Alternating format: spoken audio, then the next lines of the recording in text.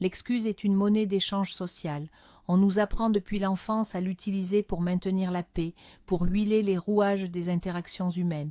C'est un signe de bonne éducation, nous dit-on. Mais que se passe-t-il lorsque cette monnaie vous appauvrit? Lorsque chaque désolé est un petit morceau de votre pouvoir, de votre respect de vous-même, que vous cédez sans réfléchir? La vérité, que peu d'hommes osent affronter, et que l'excuse chronique n'est pas de la politesse. C'est une faiblesse déguisée, c'est la manifestation d'une peur, la peur de déranger, la peur du conflit, la peur d'occuper pleinement sa place dans le monde. Dans la prochaine heure, nous n'allons pas simplement lister des choses. Nous allons démanteler le mécanisme psychologique qui vous pousse à vous excuser. Nous allons exposer les 5 domaines sacrés de votre existence où un homme ne doit jamais, sous aucun prétexte, présenter des excuses. Ce n'est pas une leçon de grossièreté, c'est une initiation au pouvoir personnel, une vérité que seuls ceux qui sont prêts à s'élever peuvent comprendre. Avant même de commencer, je veux que vous répondiez à cette question dans les commentaires. Quelle est la dernière chose pour laquelle vous vous êtes excusé, tout en sachant au fond de vous que vous n'aviez rien à vous reprocher? Le monde moderne a créé un paradoxe pour l'homme. D'un côté, il est bombardé d'images d'hommes forts, décisifs, des leaders. De l'autre, la société le conditionne à être conciliant, à arrondir les angles, à ne surtout pas faire de vagues. On vous demande d'être un loup, mais de vous comporter comme un agneau. Cette dissonance cognitive est épuisante. Elle vous pousse à vous excuser pour votre nature même. Vous vous excusez d'être ambitieux car cela peut paraître arrogant. Vous vous excusez d'être silencieux car on interprète cela comme de la froideur. Vous vous excusez d'avoir des principes car on vous accuse d'être rigide. Ce n'est pas une analyse de la société, c'est un diagnostic de votre état interne. Ce besoin de validation externe vous a rendu perméable. Vos frontières psychologiques sont faibles. Chaque fois que vous dites « désolé » sans raison valable, vous invitez le monde à empiéter sur votre territoire mental. Le stoïcisme moderne n'est pas une philosophie de musée, c'est un système d'exploitation pour construire une forteresse intérieure. Et la première brique de cette forteresse est de comprendre où se situent les murs. C'est ce que nous allons faire aujourd'hui. Nous allons tracer les lignes rouges, les frontières non négociables de votre souveraineté personnelle. Première chose, n'arrêtez jamais de vous excuser pour vos ambitions. Jamais. L'ambition est le moteur de l'homme. C'est la force qui pousse à construire, à créer, à se dépasser. Pourtant, dans une culture qui valorise souvent la médiocrité confortable, l'ambition est devenue suspecte. Si vous annoncez un objectif élevé, on vous regarde avec un mélange de pitié et de scepticisme. On vous traite de rêveur, d'arrogant. Et le réflexe pour beaucoup est de minimiser. Oh, ce n'est qu'une idée, on verra bien. Ou pire, désolé, je suis peut-être un peu trop ambitieux. C'est une trahison envers vous-même. S'excuser pour son ambition, c'est comme s'excuser d'être grand. C'est s'excuser pour le potentiel que la nature ou le destin vous a donné. L'homme supérieur ne s'excuse pas pour sa vision. Il la possède, il la protège, il la nourrit en silence, loin des yeux des sceptiques. Votre ambition n'est pas un sujet de négociation. C'est votre nord. S'en excuser, c'est dire au monde que vous êtes prêt à abandonner votre boussole pour suivre la leur. La mentalité stoïcienne recadre complètement cette perception. Pour un stoïcien, l'ambition n'est pas une quête d'ego, mais l'expression de la vertu. Votre potentiel n'est pas une option, c'est une obligation. Vous avez le devoir de devenir la version la plus forte, la plus compétente, la plus sage de vous-même. Ne pas le faire est le véritable échec. Donc, lorsque vous poursuivez un but élevé, vous n'êtes pas arrogant, vous êtes en train d'accomplir votre devoir. Pensez à un sculpteur devant un bloc de marbre. S'excuserait-il de vouloir en faire une statue magnifique? Non. Il voit le potentiel et il travaille à le révéler. Vous êtes à la fois le sculpteur et le marbre. Vos ambitions sont le plan de la statue. Les excuser, c'est jeter le plan et laisser le bloc de marbre prendre la poussière. Les autres ne comprennent pas? Ce n'est pas leur vision, ce n'est pas leur marbre. Leur opinion est un bruit de fond, pas une instruction. Le silence et l'action sont vos seules réponses. Agissez, construisez, laissez le résultat parler. Il n'y a pas d'excuse à présenter pour la grandeur. Comment appliquer cela concrètement? Arrêtez d'utiliser un langage qui affaiblit vos objectifs. Bannissez les j'espère, j'essaie, peut-être. Remplacez-les par je vais, je construis, mon objectif est. La manière dont vous parlez de vos ambitions à vous-même et aux autres façonne votre réalité. Si vous en parlez comme d'une possibilité lointaine, elle le restera. Si vous en parlez comme d'une certitude en cours de construction, votre cerveau et votre environnement s'aligneront sur cette vision. Quand quelqu'un remet en question votre ambition, ne débattez pas, ne vous justifiez pas. Un simple « je comprends ton point de vue, mais c'est la voie que j'ai choisie » est suffisant. C'est une déclaration de souveraineté. Vous n'avez pas besoin de leur approbation, vous avez besoin de votre propre discipline. L'homme qui s'excuse pour sa faim ne mangera jamais à sa faim. Votre ambition est votre fin de croissance. Assumez-la. C'est elle qui vous gardera en vie quand tout le reste semblera fade et sans intérêt. Le changement psychologique qui s'opère lorsque vous cessez de vous excuser pour vos ambitions est profond. D'abord, vous devenez un filtre. Les personnes qui sont elles-mêmes limitées par leur peur et leur manque d'ambition vont s'éloigner de vous. C'est une bonne chose. Elles ne peuvent pas respirer à la même altitude que vous. Ensuite, vous attirez ceux qui reconnaissent et respectent la force. Les mentors, les alliés, les partenaires qui sont sur la même longueur d'onde. Votre audace devient un phare. Enfin, et c'est le plus important, vous renforcez votre propre croyance en vous-même. Chaque fois que vous refusez de vous excuser, vous envoyez un message à votre subconscient « Je suis digne de cet objectif, je suis capable de l'atteindre ». Vous construisez une estime de soi basée non pas sur l'approbation des autres, mais sur l'alignement avec votre propre potentiel. C'est la base de la confiance en soi inébranlable que les stoïciens appellent la citadelle intérieure, et elle se construit brique par brique à chaque excuse que vous refusez de prononcer. Deuxième point, arrêtez de vous excuser pour vos émotions ou pour leur absence. La société moderne a une relation très confuse avec les émotions masculines. On vous dit d'être plus ouvert, de partager vos sentiments, mais dès que vous le faites, vous êtes jugé. Si vous montrez de la colère, vous êtes toxique. Si vous montrez de la tristesse, vous êtes faible. Si vous restez calme et stoïque face au chaos, vous êtes froid et distant. C'est un jeu auquel vous ne pouvez pas gagner. Alors arrêtez de jouer. Vos émotions sont votre système de guidage interne. Elles sont des données, pas des crimes. Vous avez le droit de ressentir ce que vous ressentez sans avoir à le justifier. S'excuser pour votre calme dans une crise, c'est s'excuser d'être le rocher sur lequel les autres peuvent s'appuyer.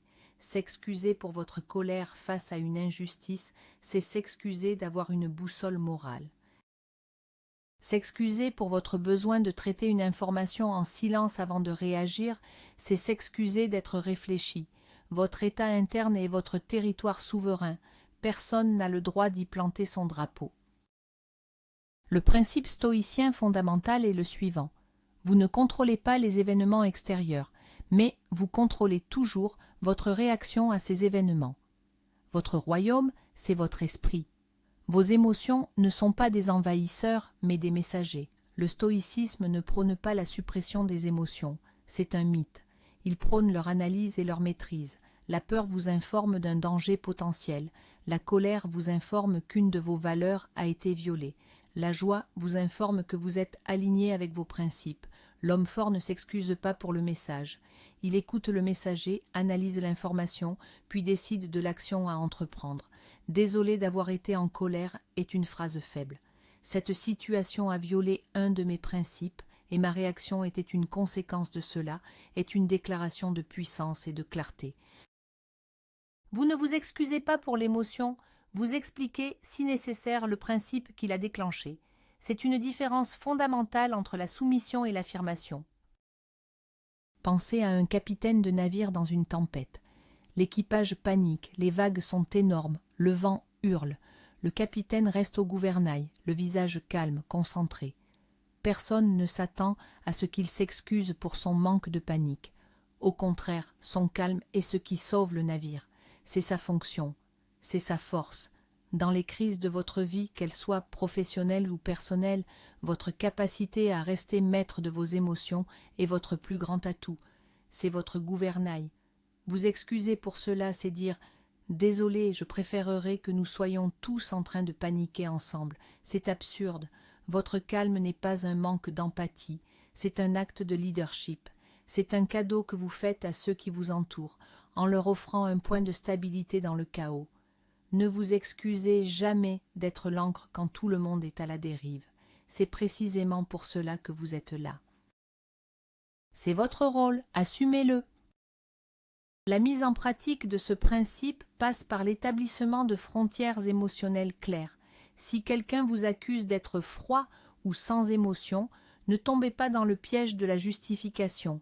Vous pouvez répondre « Je traite l'information différemment, je préfère analyser avant de réagir » ou « Mon calme ne signifie pas que je ne me soucie pas, cela signifie que je suis concentré sur la solution ».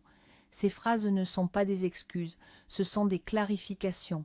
Elles éduquent les autres sur votre mode de fonctionnement sans céder un pouce de votre souveraineté.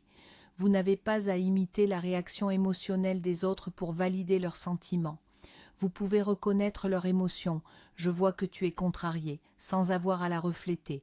C'est la différence entre l'empathie, comprendre l'émotion de l'autre, et la contagion émotionnelle, se laisser submerger par elle. L'homme fort pratique l'empathie, mais il est immunisé contre la contagion, et il ne s'excuse jamais pour son immunité. Troisième domaine non négociable, vos principes, vos valeurs, votre code personnel. Dans un monde qui prône la flexibilité à outrance, avoir des principes solides est souvent perçu comme de la rigidité.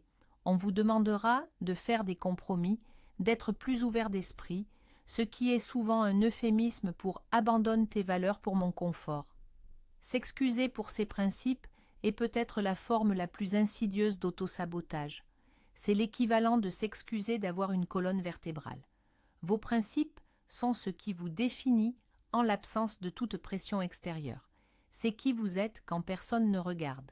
S'en excuser, c'est admettre que votre identité est à vendre au plus offrant ou à celui qui se plaint le plus fort. Un homme qui s'excuse pour son honnêteté, son intégrité, sa loyauté ou sa discipline n'est pas un homme, c'est une ébauche. Un projet qui attend que quelqu'un d'autre lui dise quoi penser et comment agir. Vos principes sont votre ancre dans la tempête de la vie. Ne la levez jamais pour apaiser les autres. Le stoïcisme place la vertu, vivre en accord avec ses principes, au-dessus de tout. C'est le seul véritable bien. Tout le reste, la santé, la richesse, la réputation, est considéré comme indifférent. Cela ne veut pas dire qu'ils sont sans valeur, mais qu'ils ne doivent jamais être poursuivis au détriment de vos principes. Cette hiérarchie est votre bouclier. Quand vous êtes face à un choix difficile, la question n'est pas « qu'est-ce qui est le plus facile ?» ou « qu'est-ce qui plaira le plus aux autres ?» La seule question qui compte est « quelle action est en accord avec mes principes ?» La réponse est souvent le chemin le plus difficile. C'est celui qui demande du courage. Mais c'est le seul chemin qui mène au respect de soi. S'excuser pour avoir choisi ce chemin, c'est cracher sur la notion même de vertu. C'est préférer le confort à court terme de l'approbation sociale à la solidité à long terme d'un caractère bien trempé. Rappelez-vous, le chêne ne s'excuse pas d'être solide et inflexible face au vent, c'est sa nature qui le fait tenir debout. Imaginez un scénario courant. Au travail, on vous demande de prendre un raccourci qui compromet la qualité ou l'éthique pour respecter une date limite. Tout le monde le fait. C'est la culture d'entreprise. Vous refusez en expliquant que cela va à l'encontre de vos standards professionnels. On vous regarde comme un extraterrestre. On vous accuse de ne pas être un joueur d'équipe. La tentation de dire « Désolé, vous avez raison, je vais le faire » est immense. C'est la voie facile, la voie stoïque est de tenir bon. Je comprends la pression, mais je ne peux pas compromettre mon intégrité sur ce point. Trouvons une autre solution. Vous subirez peut-être des foudres à court terme, mais à long terme, vous gagnez quelque chose de bien plus précieux que l'approbation de vos collègues, leur respect et le vôtre. Les gens ne font pas confiance à ceux qui n'ont pas de principes, ils les utilisent. Ils ne font confiance qu'à ceux dont ils connaissent les lignes rouges. Soyez cet homme, l'homme dont on connaît les frontières, car il ne s'est jamais excusé de les avoir. Le fait de ne pas vous excuser pour vos principes a un effet magnétique. Cela repousse activement les manipulateurs, les opportunistes et les personnes sans caractère. Ces individus prospèrent dans l'ambiguïté morale. Votre clarté est une lumière crue qui les expose et ils la fuiront. C'est un mécanisme de filtrage social extraordinairement efficace. Simultanément, vous attirerez des individus de même calibre, des gens qui valorisent l'intégrité, la fiabilité et la force de caractère. Vous ne construisez plus un réseau de contacts, vous bâtissez une alliance de pairs. Votre refus de faire des compromis sur ce qui compte vraiment devient votre marque de fabrique. On saura que votre parole a du poids, que vos oui sont de vrais oui et que vos non sont de vrais non.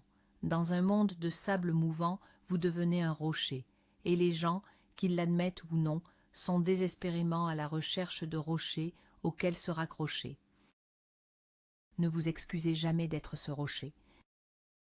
Quatrième chose pour laquelle un homme ne doit jamais s'excuser, son besoin de solitude. Notre culture hyper connectée a diabolisé la solitude. Elle est confondue avec l'isolement, la dépression, le comportement antisocial. Si vous choisissez de passer une soirée seule à lire plutôt que d'aller à une fête, on vous demande si tout va bien. Si vous prenez du temps pour vous, pour réfléchir, pour ne rien faire, on vous traite d'égoïste. Le réflexe est de s'excuser. Désolé, je suis un peu fatigué ce soir. Ou excuse-moi, j'ai besoin d'être un peu seul. Je suis bizarre comme ça. Non, vous n'êtes pas bizarre.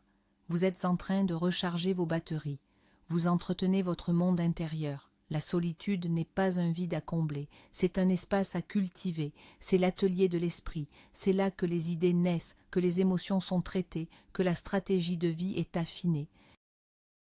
S'excuser pour votre besoin de solitude, c'est comme s'excuser d'avoir besoin de dormir ou de manger.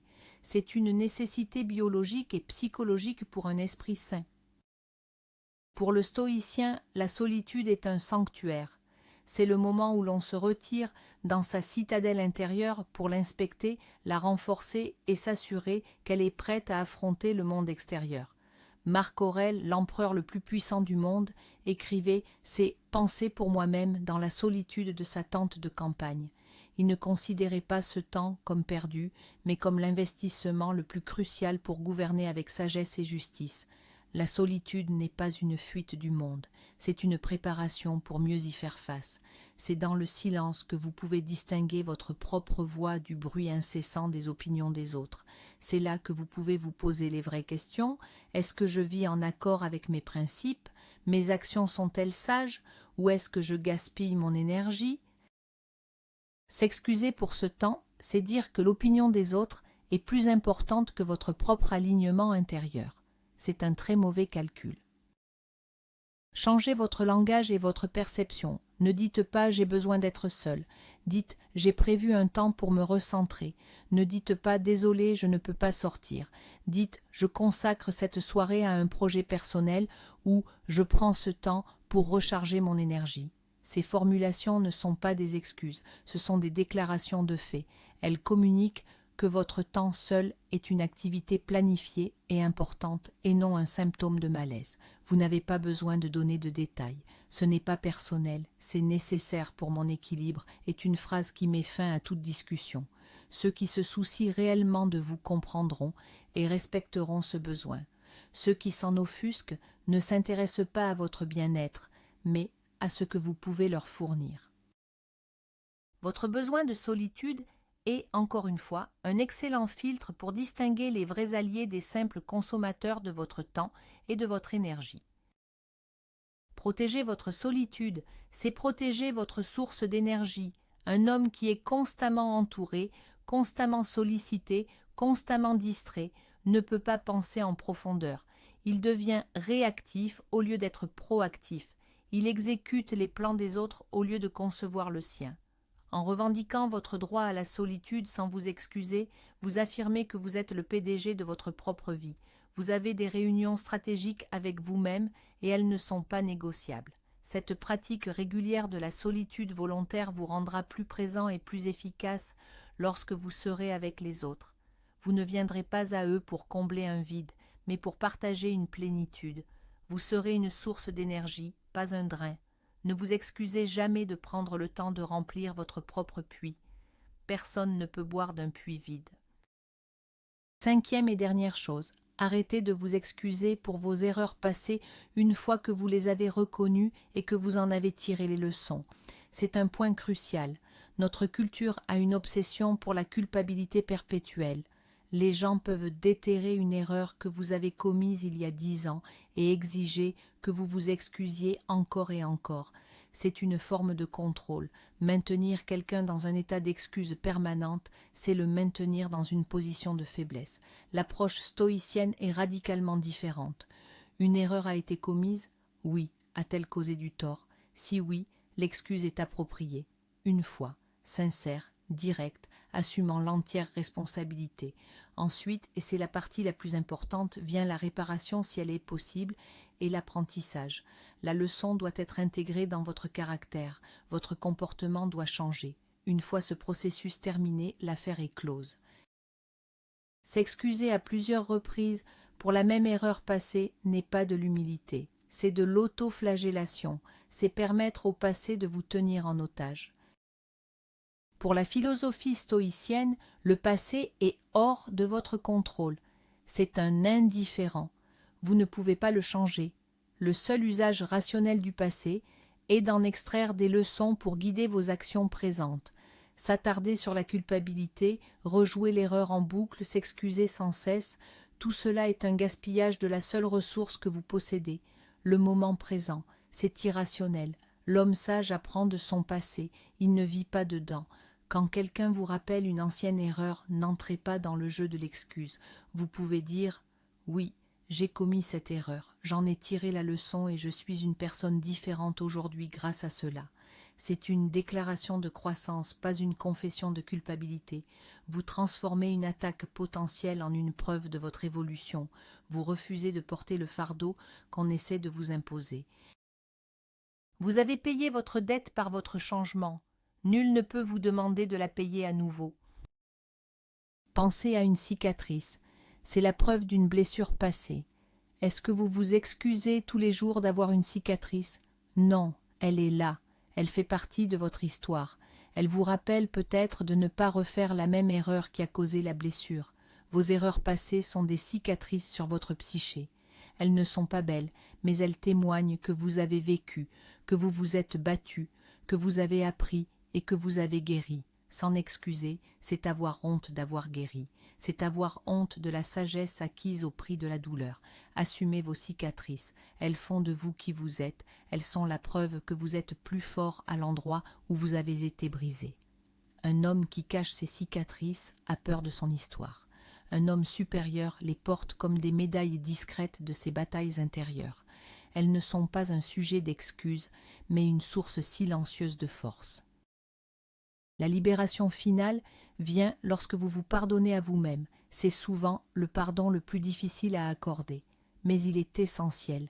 Continuer à vous excuser pour le passé est souvent le symptôme d'un manque de pardon intérieur. Le stoïcisme nous apprend à être indulgents envers les autres mais stricts avec nous-mêmes. Cependant, cette strictesse s'applique au moment de l'action, à la discipline quotidienne. Elle ne s'applique pas à la torture psychologique pour des faits passés et immuables. Vous devez vous traiter avec la même rationalité que vous appliquez au reste du monde. L'homme que vous étiez hier, il y a 1 an, il y a 10 ans, n'est pas l'homme que vous êtes aujourd'hui. Vous avez appris, vous avez évolué. Vous n'avez pas à vous excuser pour les actions d'une version inférieure de vous-même. Votre responsabilité n'est pas de vous flageller pour lui, mais de vous assurer que l'homme que vous êtes aujourd'hui est meilleur. C'est la seule chose qui compte. Votre passé est une leçon, pas une sentence à vie. Refusez de rester dans la prison. Nous arrivons au terme de cette analyse. Les 5 piliers sont clairs. Vos ambitions, vos émotions, vos principes, votre besoin de solitude et vos erreurs passées, une fois les leçons tirées. Mais ne voyez pas cela comme 5 règles distinctes. Voyez-le comme une philosophie unifiée de la souveraineté personnelle. Il s'agit de tracer les frontières de votre royaume intérieur et de les défendre avec une détermination tranquille. Le mot « désolé » doit redevenir ce qu'il devrait être, une reconnaissance rare et puissante d'un tort réel que vous avez causé. Pas une ponctuation verbale pour combler le silence. Pas un bouclier pour éviter le conflit. Pas un lubrifiant social pour rendre votre existence plus commode pour les autres. Le principal enseignement à retenir aujourd'hui est celui-ci. Chaque fois que vous vous excusez sans raison, vous diminuez, vous cédez un territoire mental. Vous affirmez au monde et à vous-même que votre présence, vos désirs, vos besoins et vos valeurs sont secondaires. En cessant de le faire, vous ne devenez pas un tyran, vous devenez un souverain, le souverain de votre propre vie. Vous repartez d'ici, non pas avec la permission de ne pas vous excuser, mais avec le devoir de protéger votre force intérieure. C'est votre citadelle, c'est votre responsabilité. Merci d'avoir investi ce temps en vous, dans le renforcement de votre esprit. Si cette philosophie résonne avec la personne que vous aspirez à devenir, abonnez-vous. Vous êtes au bon endroit. Nous ne faisons que commencer. Et pour finir, une dernière question pour cimenter cette leçon. Laquelle de ces 5 libertés allez-vous réclamer en premier dès aujourd'hui? Partagez votre décision dans les commentaires.